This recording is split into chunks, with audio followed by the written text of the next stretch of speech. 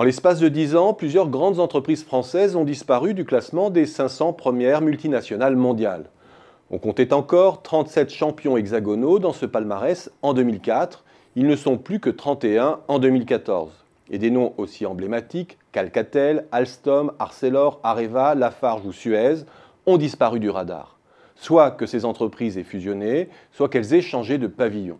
Pour Emmanuel Macron, nos grands groupes seraient en train de déserter et de se transformer en coquilles vides, car notre politique fiscale serait devenue inadaptée.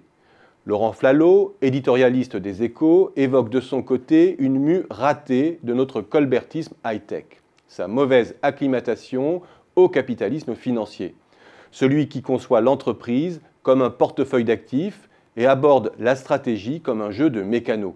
S'éloignant toujours plus du modèle allemand de banque-industrie, nos groupes auraient perdu peu à peu leur identité et leur attache au territoire. En se lançant dans ce jeu, avec un déficit de fonds propres, ils auraient dilué leur actionnariat, se transformant en proie facile. Le ministre des Finances sonne l'alarme et il a raison d'incriminer notre fiscalité. Il a raison, d'autant plus que les choses sont récupérables. Car le fait est que la France demeure encore gagnante au jeu de la croissance externe, comme le montre la balance de nos investissements directs. L'extension de nos groupes demeure supérieure à leur recul. Et le fait que dans cette guerre de position, qui est une course à la concentration, notre armada industrielle soit parfois perdante est inévitable. Il faut affronter le problème sans pour autant le dramatiser. Le plus important est de saisir la portée de la mue de notre appareil productif, de comprendre d'abord le flux de revenus que cette stratégie financière engendre. Quelques chiffres d'abord pour en prendre la mesure.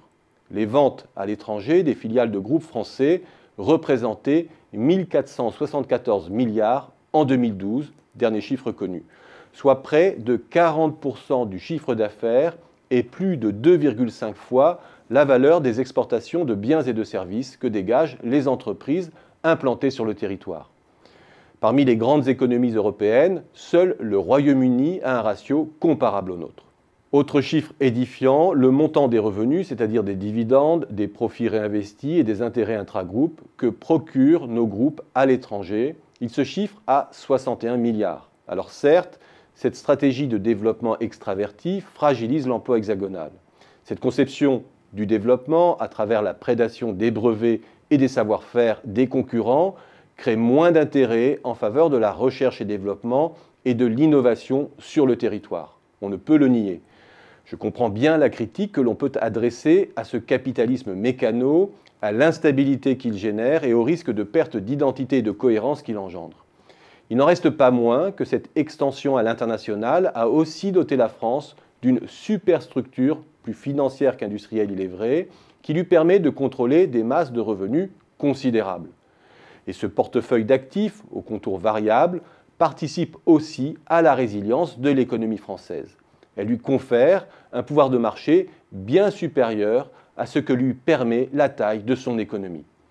On peut rêver bien sûr d'un autre capitalisme, mais on peut aussi, plus prosaïquement, se demander comment recycler au mieux sur le territoire les profits que nos entreprises génèrent à l'étranger.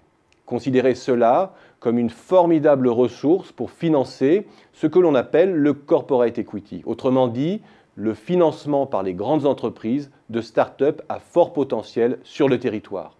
Et si l'on se place dans cette optique de recyclage, alors oui, il y aurait tout intérêt à créer de fortes incitations fiscales pour que les profits que nos entreprises génèrent à l'étranger alimentent les circuits du capital investissement et que se développe sur le territoire la relève des groupes dont la disparition nous émeut.